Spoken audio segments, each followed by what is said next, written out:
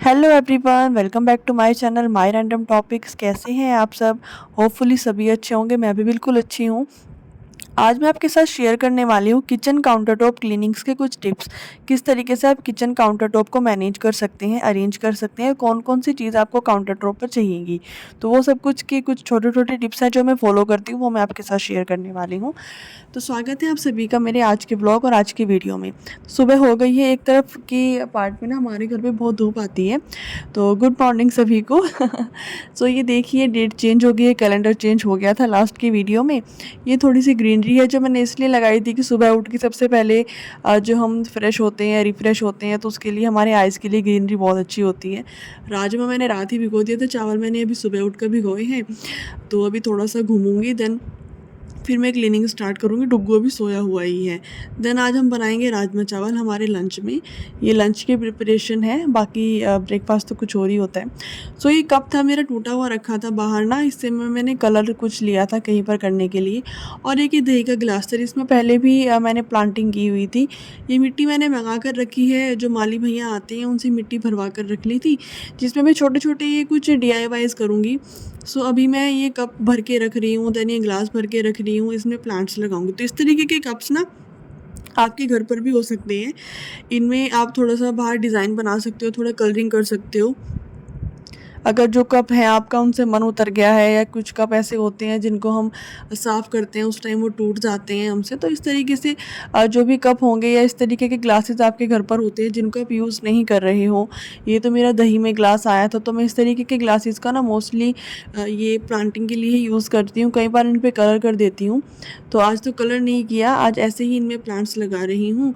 तो इस तरीके से आप भी ये DIYs कर सकते हैं, और बहुत ज़्यादा खर्च मत करिएगा किसी भी इस तरीके के प्लांट्स। छोटे छोटे जो मिनी प्लांटर्स होते हैं उनको ख़रीदने के लिए, वो आप घर पर ही DIY करके बना सकते हैं, और इनसे आप बहुत सारे पैसे भी बचा सकते हैं।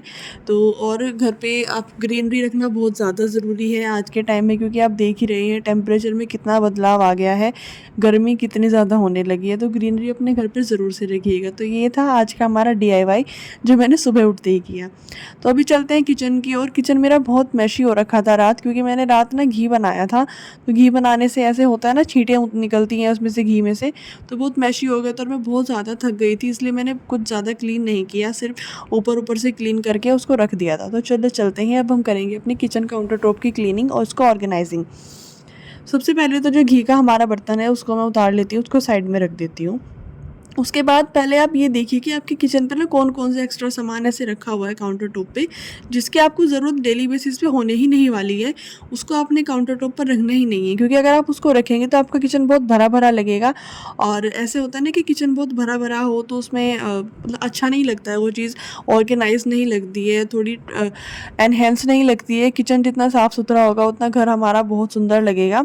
तो ये कुछ खाली बॉक्सेस मेरे यहाँ पर रखे हुए थे, तो मैं इनको उठा कर रख देती हूँ, क्योंकि इनकी ज़रूरत बहुत कम पड़ती है, और कभी कभी पड़ती है, किसी के यहाँ को सामान ट्रांसफ़र करना हुआ या फिर कोई चीज़ उठा कर रखनी हो, तो इस तरीके से उनकी ज़रूरत पड़ती है। तो उस तरीके से आप अपने किचन काउंटर टॉप पर जो सामान है वो अपने अकॉर्डिंग अरेंज करिएगा, क्योंकि हर किसी की नहीं ज़रूरत अलग अलग होती है।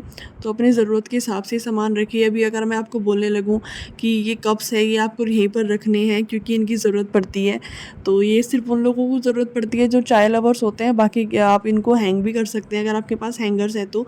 और अगर कोई भी एक्स्ट्रा सामान आपको लग रहा है कि आपके किचन पर है, तो उसके आपके काउंटर टॉप पर है, किचन में सामने दिख रहा है रखा हुआ, तो उसको आप वहाँ से हटा दीजिए। अगर आप उसको साइड में हटा देंगे, आप देखेंगे वो स्पेस भी खाली हो जाएगी, वो बहुत क्लीन भी लगेगी और काफ़ी अच्छी लगेंगी। तो ये कुछ कुकीज़ हैं, ये रोलिंग पेपर है, तो इनको मैं उठा कर रख देती हूँ आज अंदर। सो अब ये देखिए, सिर्फ इन सामान को उठाने से ना किचन कितनी खाली खाली लग रही है और कितना साफ़ होते वो कॉर्नर एरिया हमारा हो गया है। ये सामान कल ही हमने निकाला था, जिसको मैं अंदर रखना भूल गई थी।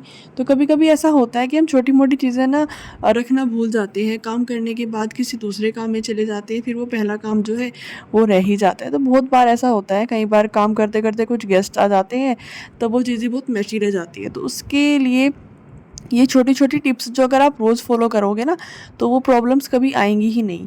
इस तरीके से मैं एक बॉक्स रखती हूँ दवाई का, जिसमें जो भी दवाइयाँ होंगी, क्योंकि बच्चे के साथ घर में बहुत सारी दवाइयाँ रखनी पड़ती हैं, पता नहीं लगता कब क्या प्रॉब्लम हो जाए, तो उसके लिए मैं बहुत सारी दवाइयाँ घर पर रखती हूँ। अभी इनको भी अरेंज करना बाकी है, बट अभी इस बॉक्स को तो वहीं पर उठा कर रख देती हूँ, क्योंकि मैं अभी काउंटर टॉप ही अरेंज कर रही हूँ अपना। सो काफ़ी सारी चीज़ें अरेंज हो गई हैं, आप देख सकते हो कुछ चीज़ें मैंने वहाँ से उठा दी हैं। देन और ये जो चीज़ें यहाँ पर रखी हैं इनकी डेली बेसिस पे मेरे को ज़रूरत पड़ती ही है, तो इन चीज़ों को यहाँ से मैं उठा के रख दूँगी जो भी एक्स्ट्रा होगा। और आप ये भी चीज़ ज़रूर से देखिएगा कि आपको किस किस चीज़ की ज़रूरत पड़ने वाली है। जैसे ये सामने जो भी आपको सामान रखा दिख रहा है, जैसे घी हो गया, हमारा ऑयल हो गया, इनकी डेली बेसिस पे ज़रूरत पड़नी ही पड़नी है। तो उसको ना आप एक कॉर्नर बनाइए और उस तरीके से उसको अरेंज करिए कि वो आपको सारी चीज़ें ना एक ही जगह से मिल जाएँ।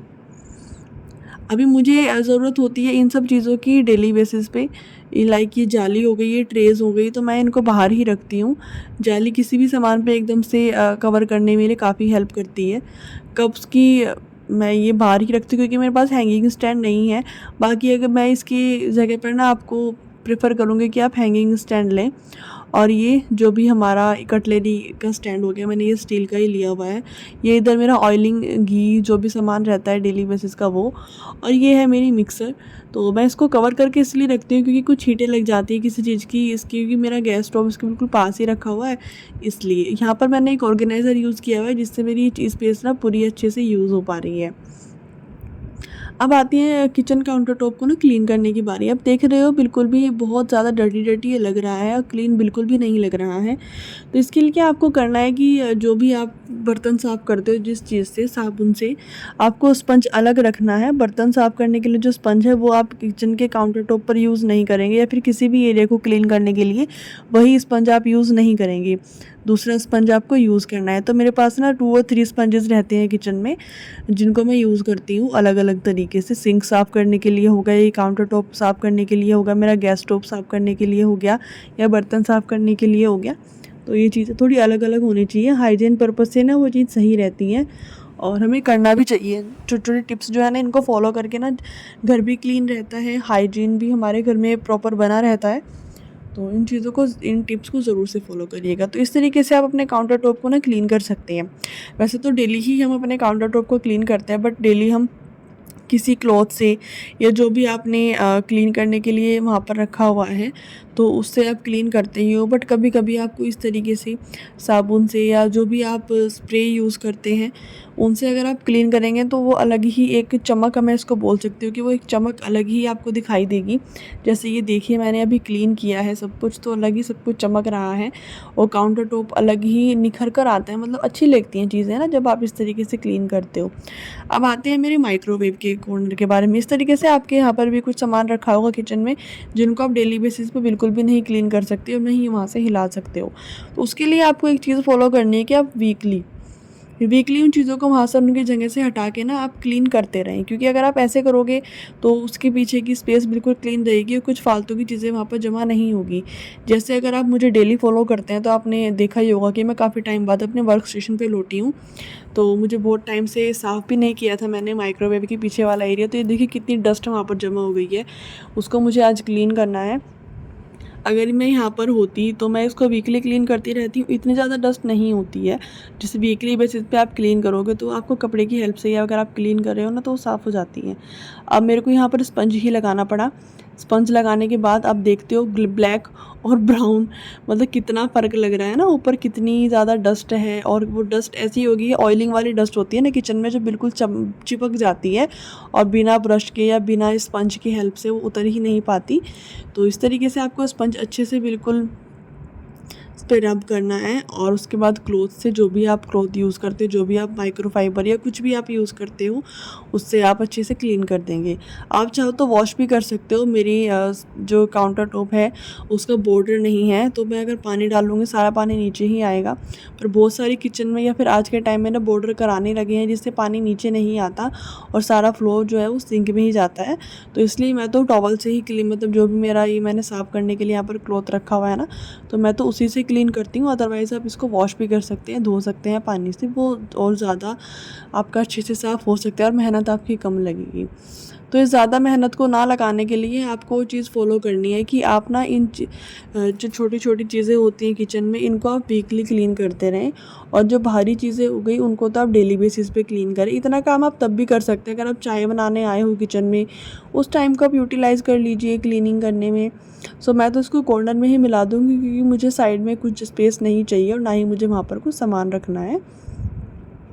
आप ये स्पेस यहाँ पर यूज़ कर सकते हो अपने ट्रेस वगैरह रखने के लिए, अगर आपको वो चाहिए वहाँ पर। तो मुझे वो कॉर्नर वाली स्पेस नहीं चाहिए थी, इसलिए मैंने इसको कॉर्नर में लगा दिया अच्छे से। सो ये हो गया हमारा काउंटर टॉप क्लीन। आपके पास कोई टिप्स हैं तो ज़रूर से शेयर करिएगा अपने काउंटर टॉप पे, जो भी आप फॉलो करते हो। और अगर आपको मेरी टिप्स अच्छी लगी होंगी तो आप इनको ज़रूर से फॉलो करिएगा। सो ये आज की वीडियो थी, एक क्लीनिंग मोटिवेशन था, मैं किस तरीके से क्लीन करती हूँ अपना काउंटर टॉप और आपको किस तरीके से अपना काउंटर टॉप क्लीन करना चाहिए। सिर्फ वही एक क्लीनिंग मोटिवेशन था आप सबके लिए। होपफुली आपको पसंद आया होगा। सिंक एरिया भी मत देखिए, क्योंकि मैंने घी बनाया था ना, वो कढ़ाई मुझसे अच्छे से साफ़ हुई ही नहीं, इसलिए सिंक एरिया में बाद में साफ़ करूँगी गर्म पानी से आराम से। सो ये होपफुली आपको पसंद आया होगा। अगर अच्छा लगा हो तो वीडियो ज़रूर से लाइक कर दीजिएगा और चैनल ज़रूर सब्सक्राइब कर लीजिएगा, ताकि आने वाली वीडियोस की नोटिफिकेशन भी आपको मिलती रहे। सो मिलते हैं नेक्स्ट वीडियो में कोई और अच्छे से कंटेंट के साथ। तब तक वीडियोस देखते रहिएगा। जय श्री कृष्णा और अपना ध्यान रखिएगा। Bye bye. Thank you for watching my video.